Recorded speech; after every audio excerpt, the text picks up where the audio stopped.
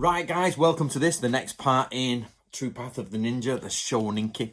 We're going to be working today. I hope you're keeping up to date with the series. Every time the series hits 500, I'll do a new one. So it just takes a little bit of time to get there because some people don't like starting at part 8 or 9. So we're going to be looking at walking at night. So that is on page 61. Let's go through it. Though it is easier to work more stealthily at night than in the daytime, the drawback is people could easily consider you as acting fishy. Now, this is, do you remember?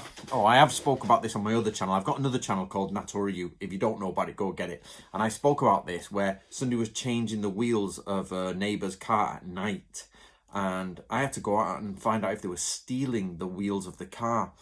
Because it's at night, and the neighbour came over and said, no, they're not, they're working for me and everything. But it totally seems dodgy if you're there at night. There's no reason for you to be there at night. So while we think about ninjas jumping in and stealth and sort of in the darkness, actually sometimes it's just easier to do in the day. Con man artistry, basically getting in the day, look like you're meant to be there, get out, do what you need to do.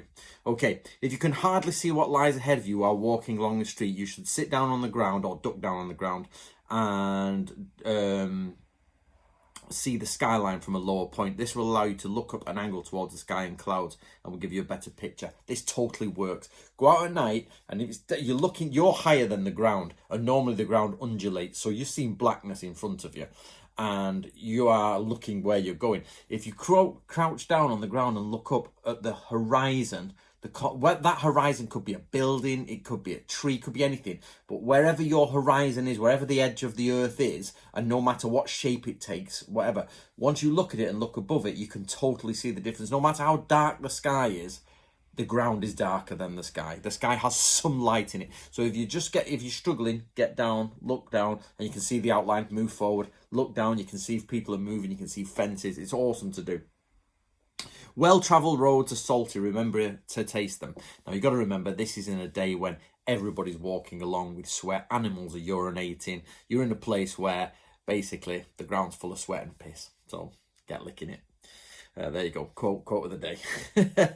If there are many fence posts ahead of you, you can mistake them for human beings. To avoid this, you have to try to watch very carefully. If they are human, they will not all be in the same height, unlike fence posts, which are uniform. You can also mistake grass or trees for people when it's dark. If they're human, they will move after a while. If you don't have a still mind, you will mistake grasses for people, etc. Everywhere you turn.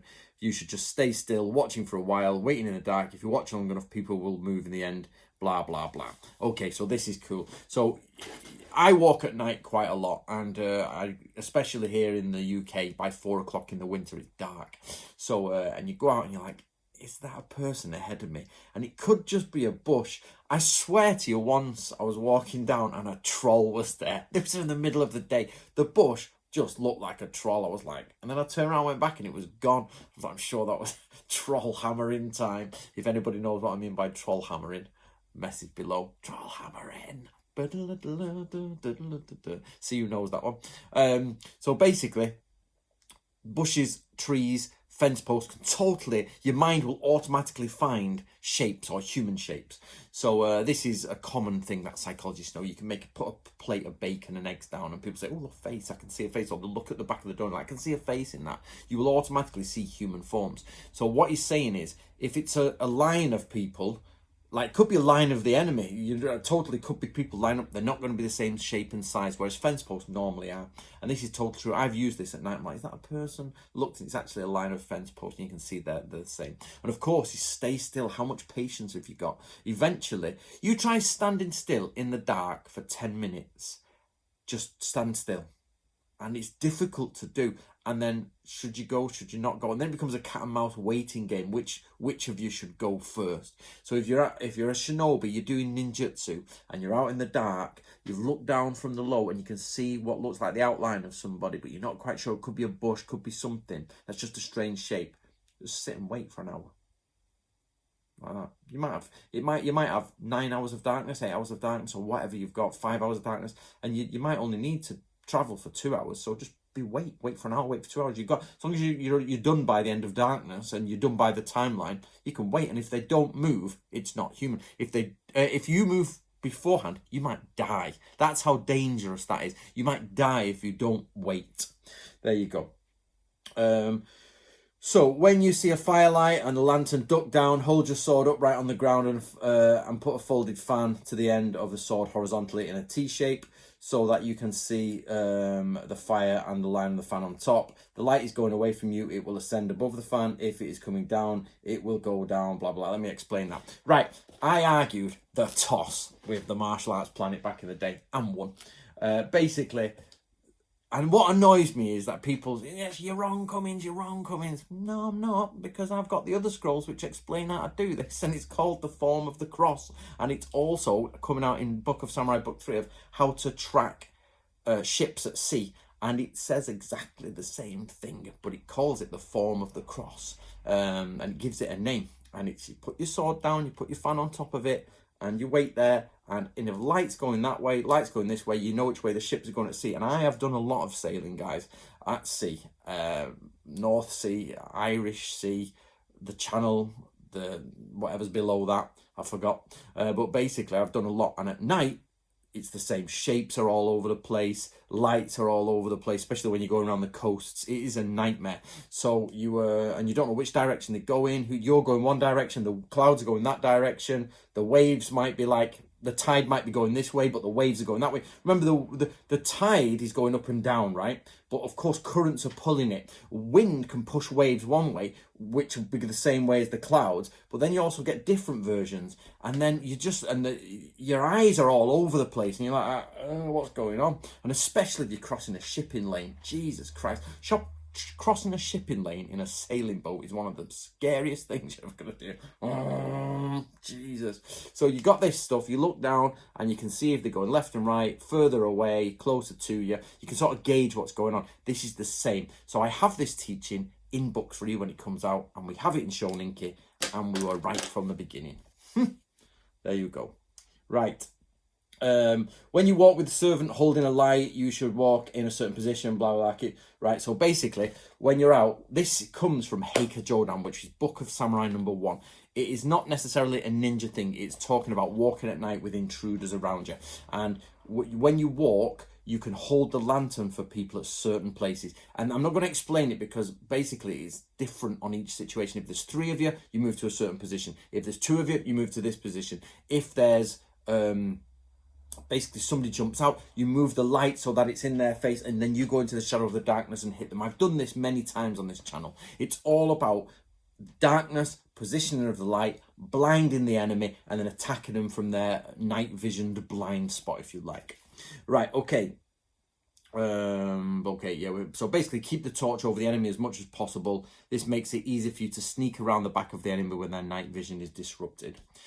When you light a fire in a dark house, you shouldn't be careless. You should make it too abruptly. It will blindly glare around you, killing your night vision to a point where you can hardly bring it from the shadow of your body. So basically, this is where you're inside a target house. You have your donohi, you have your candles, which we've done before. They're made of camphor and sort of different glues, if you like, and you put them together. You rub them more in camphor and let them set.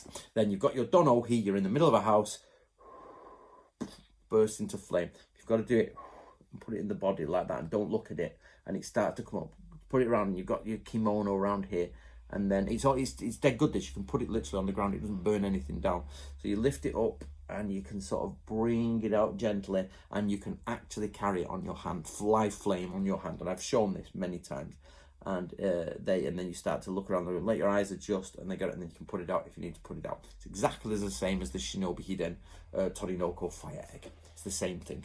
So this is what we mean by ninja scrolls are correct, because they say the same thing without copying each other. So somebody in Wakayama in 1681 is showing you how to do exactly the same thing, but with different recipes, a different way, different names than someone in 1560 in Iga who's got it using straw. And then you can clearly see it's the same system, or the same, ninjutsu is one thing. It's the idea of infiltration, but they've got different branches and they've interacted with each other, and they've created the same things. The manuals are not copies of each other, yet are so identically close that you would need a paradoxical time machine to get them to be fake. So it's amazing. I love stuff like that.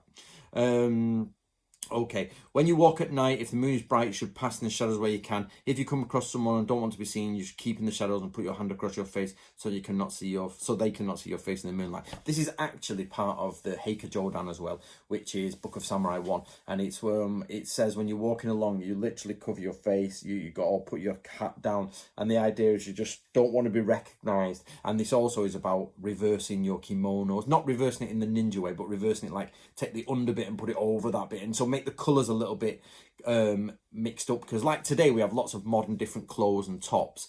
Back then they pretty much had their undergarments and their main kimono that they would walk around in. Of course rich people have many, but on the whole you've got your family crests there, you've got also, so you can start swapping things over, keeping the shadows. This is in yonin over ninjutsu, and you can start doing that as your face if you move past. I'm sure people have done it when you've crossed over people in the supermarket and you think, oh, I don't want to talk to them, oh yeah, I just can't see you, you know what I mean? And then people doing that. Also, hold on. And it's the stay in the shadows bit is amazing. Have you ever tried, and I recommend you do this, guys, go out into the shadow of moonlight. Go in full moonlight when it's bright or the moon's decently out, and get in the shadows. My God, it is dark. I went camping with a friend in Scotland, and the moon was on there, and I made him hide in like shadows. And he's obviously not into ninjas or anything. What are we doing, Anthony? He's like, just go hide in that shadow, you'll be all right.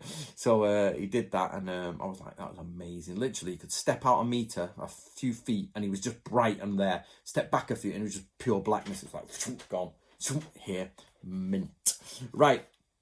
Many people say that you shouldn't wear sandals. So basically, you know, the wooden clogs at night, because it's a foolish thing to do. It's been advised that it's not always careless. They're called seta, by the way. In fact, it's a positive thing because you can tell who's walking around by their footsteps. One of the shinobi skills is to sometimes vary their footsteps in the dark, and it's called changing your footwear. Now, this point here is that in another manual, in Book of Samurai 1, let me get it, guys. I'm going to talk to you while I get it, because a lot of this stuff crosses over. Basically, if you are following this series, which I know you are, this is all Nato Ryu. So Book 1, Nato Ryu. Book 2, Nato Ryu. This comes in about Book 6, but we published that first because it's the first scroll we ever got. That scroll led us to these. But in here, it's got the difference of walking at night. There's lots of foundational aspects of ninjutsu in there. So basically it says if you can hear slight footsteps that are a little bit too stealthy, why would somebody be walking stealthily unless they're doing something they shouldn't be doing? So automatically you're on the ready. It's like going in the day. If you're doing it at night, it's fishy. If you move in the day, it's not. So sometimes just moving at night with the correct footsteps, people say, oh, it's just someone walking past. Do you know what I mean? Like, so it says here, but there are, this divides here. There are stealthy footsteps and there are non-stealthy footsteps, is what he's saying. So stealthy footsteps, pulling up your feet, nukiashi. Suriashi is suriashi, sliding your feet along like that. Shimiashi is tiptoe gait, literally creeping with your tiptoes. You know, everybody tiptoes as a kid. Tobiashi, a bounding form, that's literally running. Bounding, we call it flying, but it's not.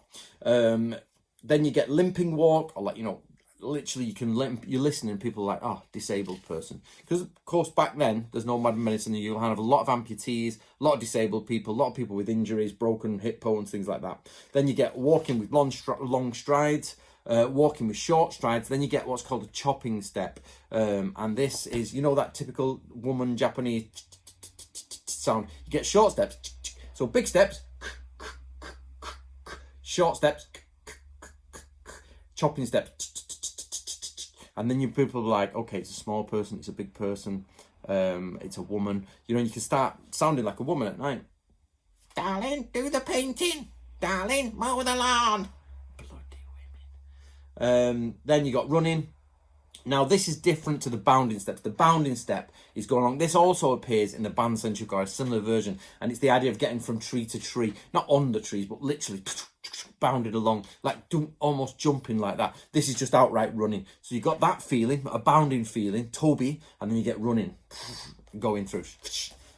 In cute, I wish I had all the animation to go through all the little stars and Japanese animation. And then normal walking, just simply walk normally, because people think, oh, he's meant to be there, no problem. And that is the end of walking at night, guys. So next time we're going to be infiltrating a forbidden mansion. Do please let me know if you're enjoying this series. As I say, I wait till it gets to about 500 views and then put another one up, because otherwise the views just go down. And the playlist is doing quite well, actually. So the first ones are getting up there and it keeps going. So let me know what you think. Don't forget, guys, get yourself a copy of True Path Ninja. Get the red one. The red one is the updated one when we got rid of all of the Japanese research that we'd you know, considered to be good at the time. And don't forget these two, which is the Book of Samurai series, which is what you need to do the foundations of them.